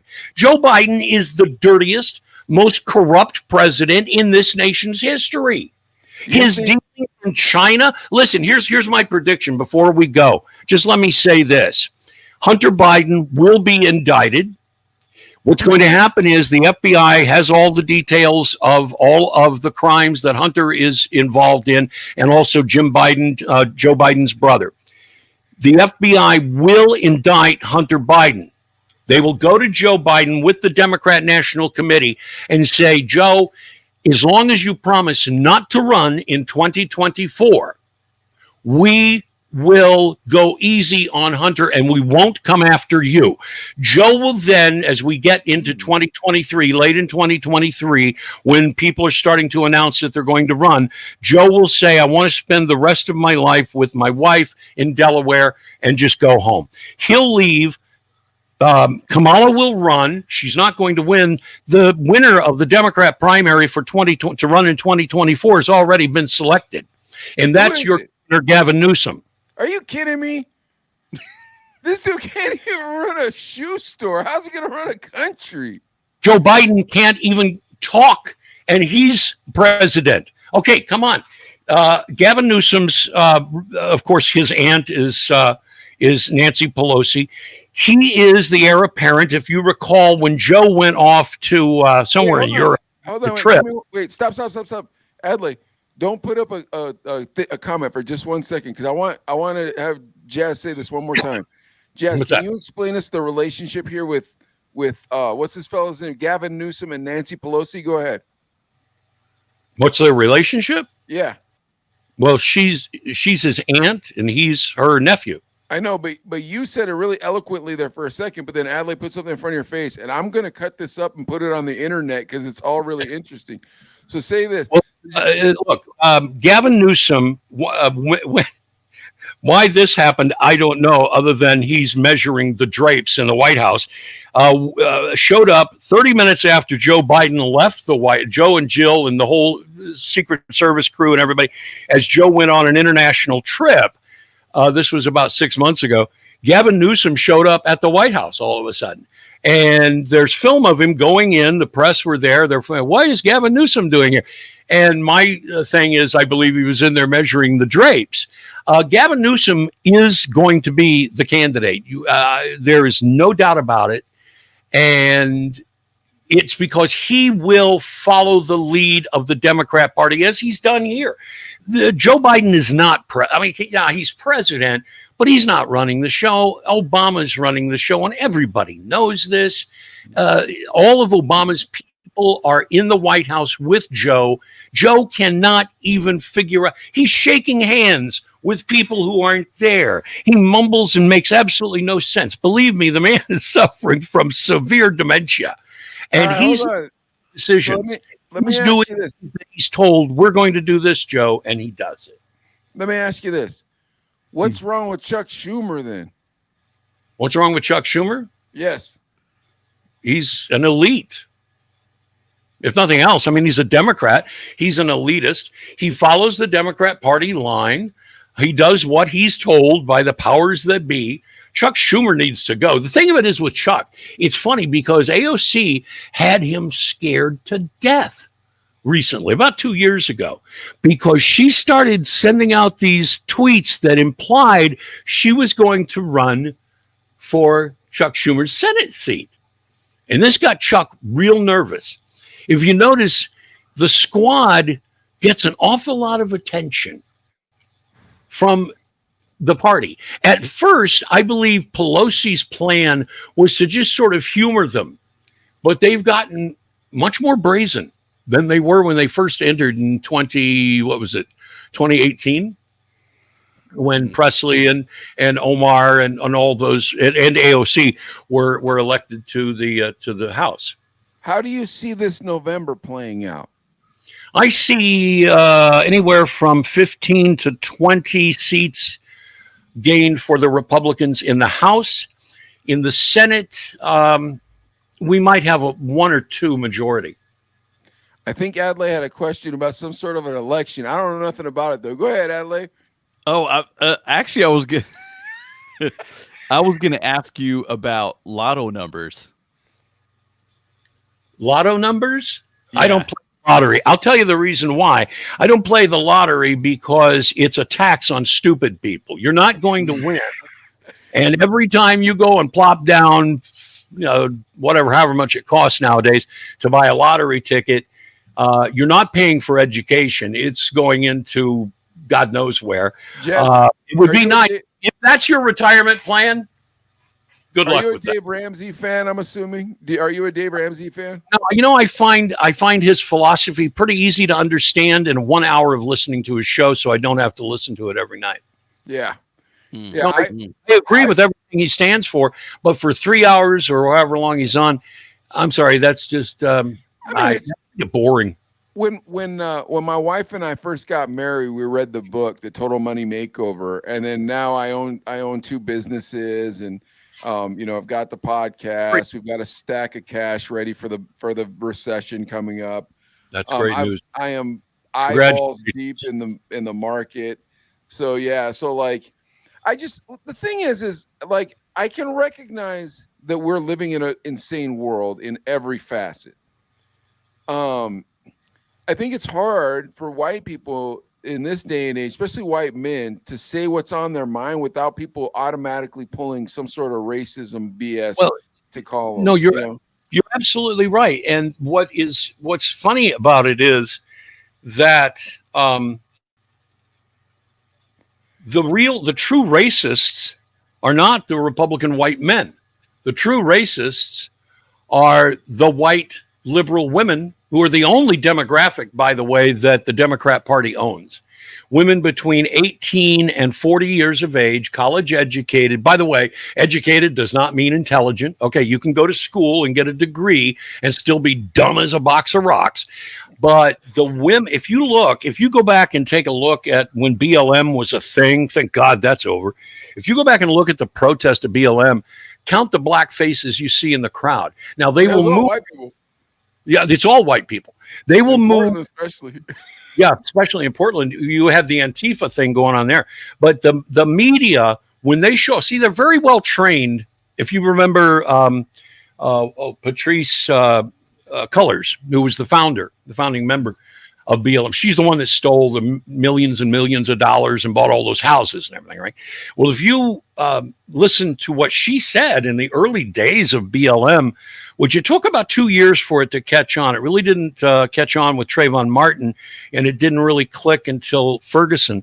But if you listen to her interview just right after the Ferguson riots began, she made it very clear what they were. They were a Marxist organization.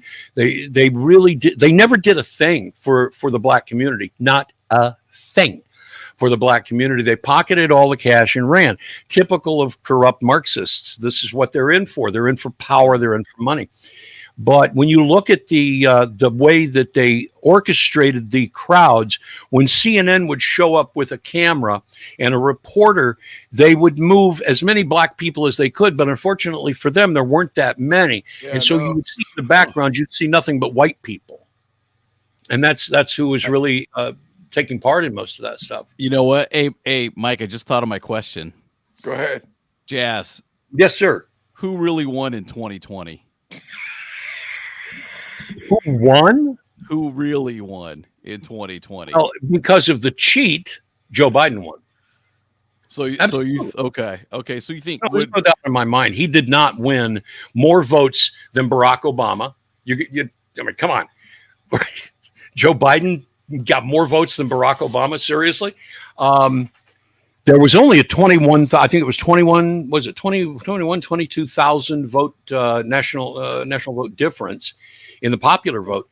No, they stole it. Watch the movie to 2,000 Mules. I mean, it's all explained. It was done because of the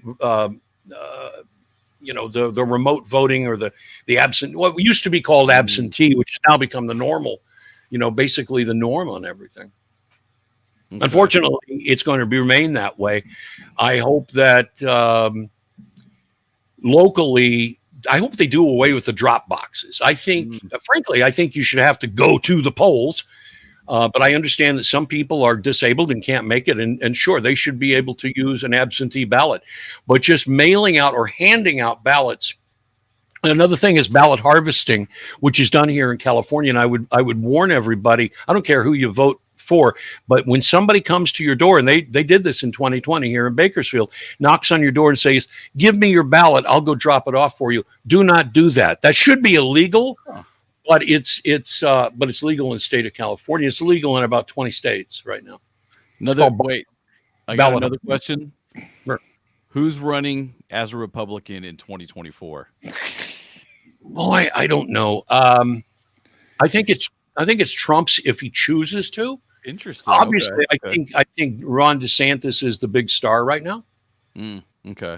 I suspect probably you're going to see about between 9 and 18. That's a big range of candidates. Dude, if Donnie gets out there, ain't nobody. All them 18 are going to sit down, dude. As soon as Donnie gets out there, because he just smokes you, and then you look like a fool afterwards. Like he told Ted Cruz his wife was ugly, and then Ted's like, "Oh yeah, that's the homie right there, Don." Dude, you tell my wife, but she's. Dude, me and you are going to throw hands, bro. You tell me my wife is ugly. I agree with you. I don't get it. But I would rather have a guy that's mean and insults people on Twitter and pay $2 for a gallon of freaking gas and not have to worry if I leave my house that I'm going to get jumped by some freaking gangbanger who's out because there's no bail and they just let him go from the last murder that he committed. I think I'd like that and mean tweets any day of the week. Here's my question, Jaz McKay. What do you think about this movement to make men more kind of feminine and to make big women like Lizzo, they want to pretend like they're sexy. They want to tell us they're sexy. What do you think of that? I think Lizzo is beautiful. I think she is a gorgeous BBW. Big, beautiful woman. She's supposed to be wearing them clothes? I think it's weird. I think it's bizarre. The blue dress thing that she wore, I don't know where that was at, but I saw the picture. I'm like, what the hell? What did they just give her, a circus tent or something? I mean, the one with playing the flute, though, that outfit. Oh, my Lord, honey, please. Oh, darling, please don't. If Lizzo wants to be fat, who gives a rat's ass? That's how I feel about it. I don't care. I don't care about, if you want to be trans, you want to, here's the thing. I'm not going to tell you that, I'm not going to refer to you by your preferred pronouns. But if your name is Dave and you want to go by Diane, I'll call you Diane. I don't have a problem with that. Here, I got one for you. Listen to this. I don't have a problem with that. But I'm not going to say she because you're not a she.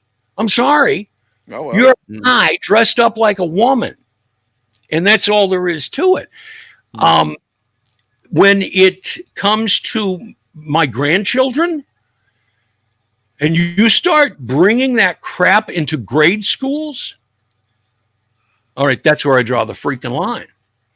Drag queen story hour? I mean, come on, seriously? And now we have a law in California where if little Johnny in Oklahoma decides he is a girl, he's 14 years old, and he can get to California, Gavin Newsom has signed a bill that the doctors at the children's hospitals will cut off his penis for him. And if little Janie decides that she wants to be Johnny and she lives in Arizona where she can't at 12 years old get a sex change operation. She can come to California without her parents. No parental consent is needed in California, gentlemen. And she can have her breasts cut off.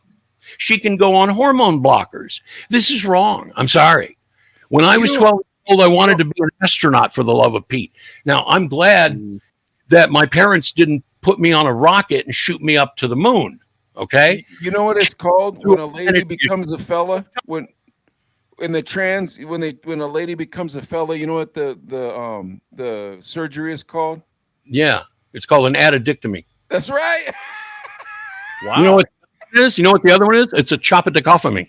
Oh, okay. Oh, geez. I told those jokes on KNCR 20 years ago. Bro, that's how you know you're an old radio disc jockey. I was like trying to slip one past you, Jazz. I should have known. Sorry. Oh man, Bob told that joke.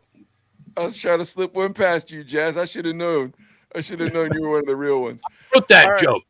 I wrote that joke. Jazz, Moses lent him the piece of paper, Adlai. He wrote this. Him and Moses wrote that joke together. No, I was in a hotel room smoking crack with Richard Pryor, and we were writing material. And it just, that one came out. Dude, that's a real story, man. That's the best story I've heard my whole life. All right, well, Jazz, we do news stories at the end of the podcast. So Adlai's going to do one news story because he wants to get off a little early, and I don't blame him. Ad, why don't we give him one news story? Jazz, you've been very entertaining. Go for it, Adlai. all right. I'm going to give you three That's headlines. Right. I'm going to give you three headlines, Jazz. Let me do this proper. I apologize. Jazz, this is how we normally do it. I go like this. Hey, Jazz, it's the time of the show where Adlai reads the news, and since you're the guest, you get to pick which news story it comes from. I'll there sit you here go. and crack wise, and you're more than welcome to come with me. That's how we normally say it. But go ahead, Jazz. You get to pick the story. So go ahead, Adlai. Okay, now this is P. Diddy. We know him. He's a singer, rapper, artist, whatever, mogul. He clarifies. He talks about his stance on Kanye West when he wears the White Lives Matter shirt. So that's kind of a topic that's been floating around. This is another one. We might have one already, but let me read the other two. You get to pick the story, Jazz. So listen to the next one. I bet you're not going to like it that much. Hold on. This is going to be like last week. Remember last week when Jess heard the story about the tacos and you just kept reading stories? It's like, you're wasting breath. Let's talk about tacos. Remember that last week? Yeah. I guarantee this White Lives Matter is Jazz's taco, but go ahead. Okay. The other one, though, 50 Cent, another rapper. His son, Marquis, says $80,000 a year in child support isn't enough. So that's an interesting one. So, and then in the sports world, Tom Brady feels very hurt by Giselle while they're going through Brady troubles. So okay, I'm going to go with number two. I'm going to pick number two. Ooh. 50 Cent. The 50 Cent. I think that's more relatable to people because more people probably have had to pay child support than have had trouble with a supermodel wife. That's or true. Gave a crap about White Lives Matter on the back of a hoodie worn by and commented on by P. Diddy, worn by Kanye. Go ahead. Okay, here we go, guys. So 50 Cent's relationship with his oldest son, Marquise Jackson. No, you said that wrong. It's 50. Oh, 50 Cent. Not 50 Cent. It's 50 Cent. I mean, I'm pretty sure when Adlai met the fella, he didn't call him 50. I'm pretty sure he called him 50, but go ahead. But 50 Cent's relationship with his oldest son, Marquise Jackson isn't the best, apparently. And we got to look into their drama recently, Gwen. Again, now the Queens native was once again dragged by his son, Marquise, when he hopped on his Instagram live with former rapper Choke No Joke to vent his frustrations with his dad, Fiddy, and his child support payments. Now, according to the younger Jackson, Fiddy's son, he gets $6,700 a month that 50 was sending, but it wasn't enough to maintain the lifestyle he claims he needs. He said, quote, $6,700 a month in the state of New York City. You do the math. We're talking about a Forbes lister. You're talking about someone that has problems with everybody. You can't just live in any neighborhood. $81,000 a year is not a substantial amount of money. You can't just live anywhere. Tax free too, dude. You talking about you got beef with everybody in the industry. You can't live anywhere. If I told you right now you got to start your life over right now with only $6,700 a month and rebuild your life, can you? You know what? The thing of it is, okay. First of all, how old is this kid? He's a minor, so I'm thinking like 17. Okay, and why is he getting the money and it's not going to his mother? Because his mom's also getting that amount too. So totally getting $13,000. Both getting 67. Wait a minute. So he's paying $6,700 in alimony to his wife and $6,700 in child support to his son, or is the mother getting the whole sum in child support and is splitting it with the son? I don't know if the story goes that in depth, Jazz. And I don't know if 50 like that. I would say this: if he's over 18 and he's paying in arrears, take what you can get and get a freaking job, you freeloader. But he's right. You can't live in New York on $6,700 a month if you want to live in a nice neighborhood. I would imagine it would be at least twice that just for rent alone. You know, have you ever watched that show, The Millionaires? It's one of those real estate shows, and I'll do you one better. I was in New York City a couple years ago, and this is before there was such inflation in real estate. I was in Jamaica, Queens, which is where 50 Cent is originally from. There was just a ranch style house, like just a house you'd see in Bakersfield or West Covina or whatever, for sale. They wanted $600,000. I'm like, you could get shot in this house, and you want me to pay $600,000 for it? No, he makes a point there. But if he had a job, if he's so concerned, he must be living on his own. He must not be living with his mom. Maybe he's over 18 and 50 Cent is paying arrears. Because if you guys have ever been in that situation, and I have, where there was a period of time that I did not pay child support because I was unemployed, or at least the money wasn't traceable. And so then when I got back into paying child support again, I had to pay beyond my son turning 18. So, but it went to his mother. I never had to pay child support. I never had I only have kids with my wife. I hear these child support stories, man. I was married to the boy's mother, but it didn't last, you know. I think that, what do you think, Adelaide? Does that sound reasonable to you? I mean, yeah, New York's expensive. $6,700 a month. That's a lot of money. And 50 Cent is the dude. 50 but he's the dude that didn't have anything and built an empire. You know, started out in music, got into movies. Tell me what does he have songs out still? Is he putting music out? No, but he's putting out. He's making series of movies. He's buying sports franchises. Like, he's a brilliant businessman. Like, he caught on real quick. He was one of those guys that caught on real quick. Usually, child support is a percentage of your income.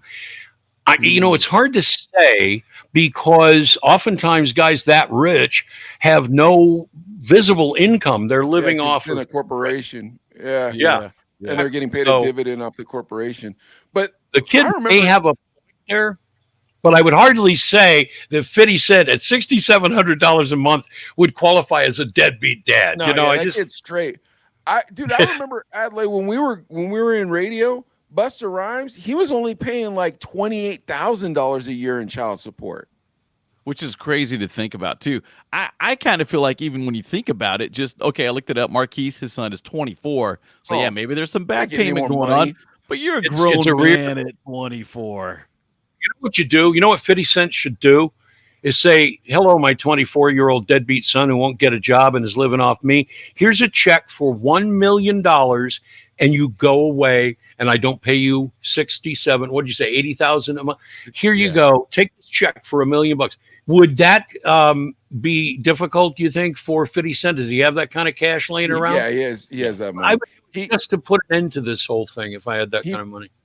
50 Cent. So here's what happened. When 50 Cent became a rapper, he invested in vitamin water, Like Right. some kid brought him a startup, like, hey man, you want to do this vitamin water with me? So 50 Cent invested in he invested in vitamin water, and then Coca-Cola bought it. And so it just scaled. It just scaled his wealth. And then at that point, he could work on projects. So he started writing like really interesting movies and stuff. Oh, dude, that's awesome. I have so much admiration for entrepreneurs. I really do. Used to love to watch the Shark Tank until the stupid pandemic came along and they were such suck-ups with the whole COVID thing. But I loved watching people come up. Anybody who comes up with an idea and become millionaires, that's what makes America great, guys.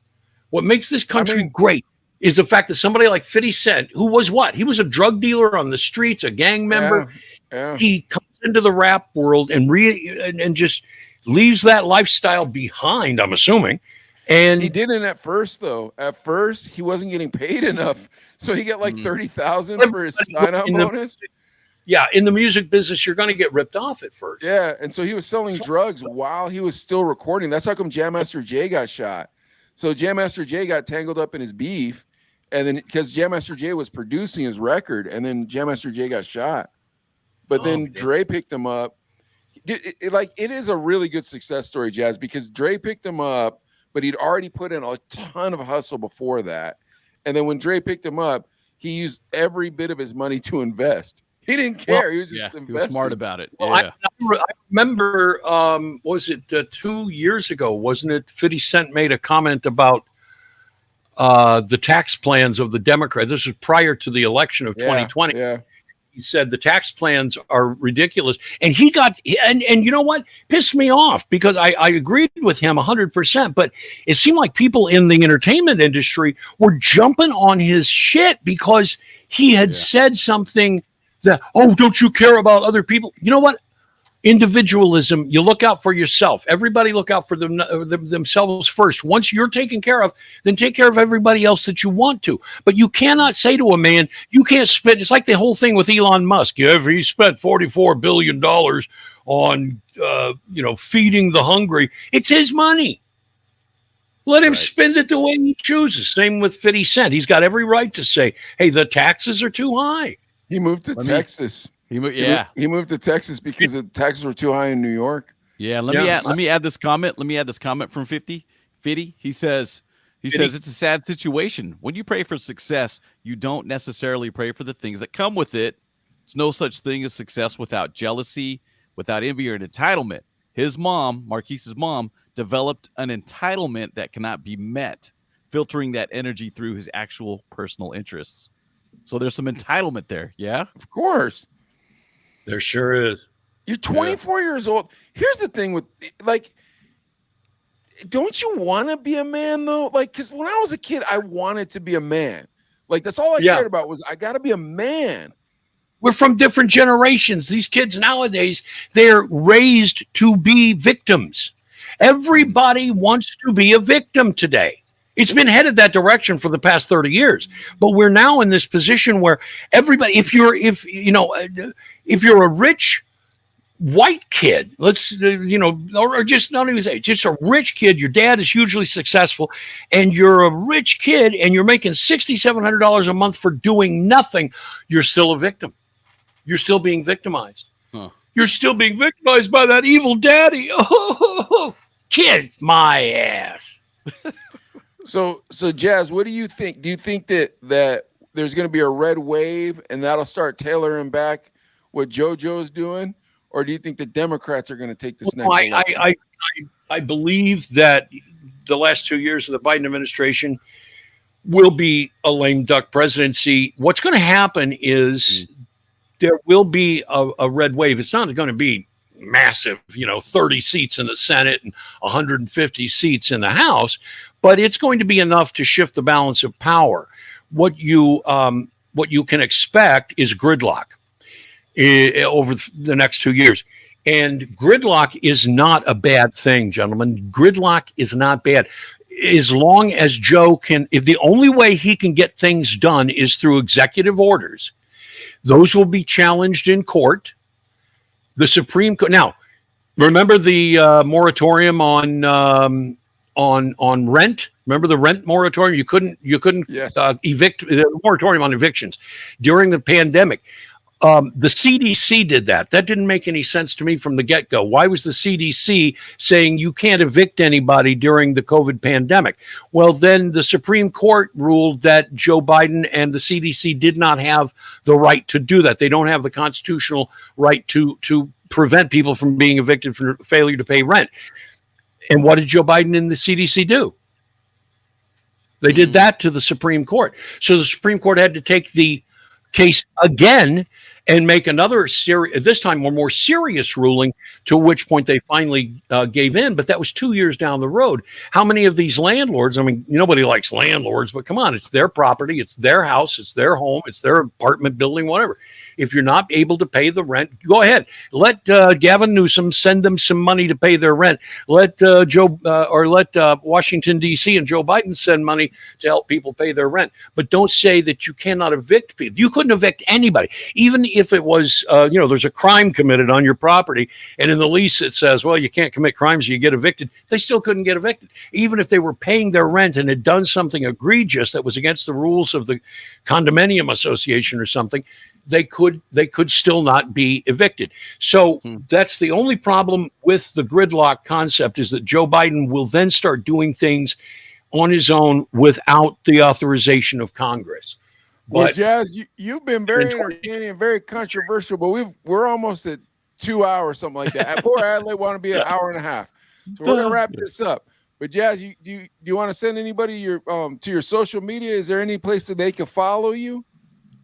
my Facebook page is in, two of my Facebook pages are in lockdown. The Jaz McKay page and the Rank Dank pages are in lockdown. The one that I'm currently working on Facebook is called Joey Bag of Donuts. And my Twitter is at the real Jaz McKay on Twitter. All right, Jazz. Well, we really enjoyed having you on here. Do you agree with me, Adley? Yeah, talking great. to you guys. Yeah, great stuff. Definitely. Yeah, we'll have you back on right after the election. How about that, Adley? Yeah. Then that way, There you Jazz go. can talk all kinds of stuff. All right, you guys. We'll see you on the next one. Thank you so much. Follow us on YouTube, TikTok, Facebook, all that other stuff. And Jazz, stick around for 2 seconds in the green room, all right? All right, see you guys next time.